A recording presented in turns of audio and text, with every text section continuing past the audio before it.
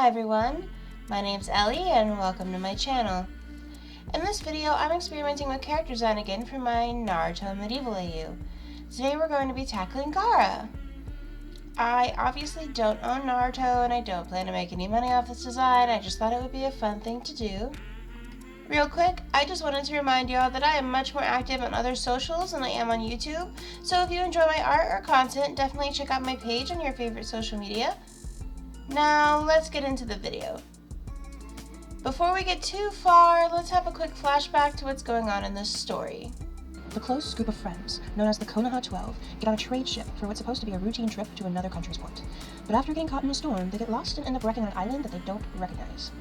They're soon discovered by a squad of soldiers in colors they've never seen, and very quickly brought them in front of the king of the island. They're interrogated as to how they found the island, and none of their answers seem to satisfy the anger of the man in front of them.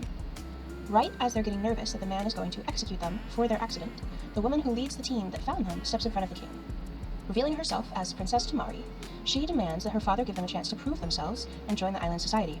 She argues that they could be valuable if they learn to live alongside them, and that her mother would never let them die. He gives in, just to keep her from continuing to talk about her mother, but the Konoha 12 are on some very thin ice. Will the group actually be able to accumulate into the island society?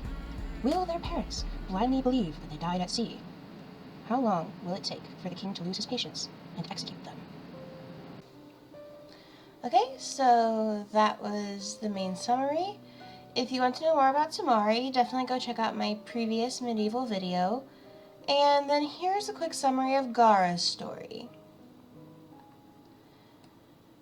The youngest of the royal children, Gaara was born with powers that scare all of those around him. In order to help his people feel safe, King Raza limited Gaara to inside the castle.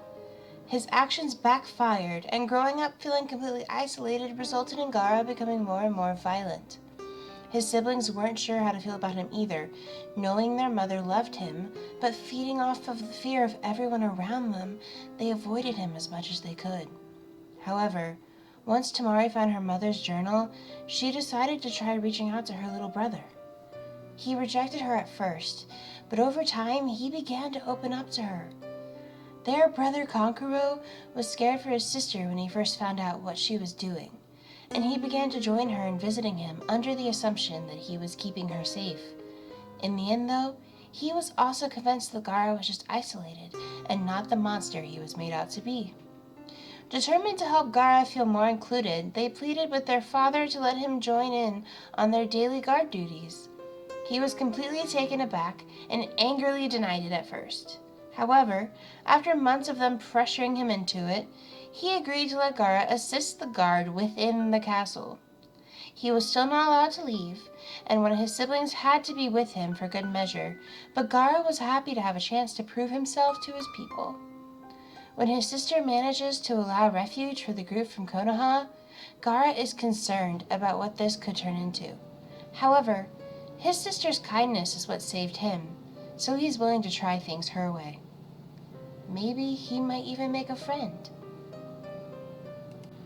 Moving on to my thought process behind Gaara's specific design, there is a lot of crossover between his design and Tamari's since they are siblings and they'll have a lot of similar background and familial ties to base their costumes off of. For example, like Tamari, the cloths and color scheme are inspired by the Kazekage outfit, and the gold face paint and chains is to represent that he is royalty. I also used his original design for inspiration since he took a bit longer to not be the quote-unquote angry Gaara in this version, and I thought it would be fitting. I gave him less armor due to both his abilities and having no guard duty outside of the palace. He's also very pale since he never goes outside. Okay, so here's how the design turned out. What do you all think? I'm really enjoying this AU. I'm doing Kankuro next, but what do you guys think about me doing a piece of just the three of them after that? What questions would you have for me to cover while I'm illustrating that piece?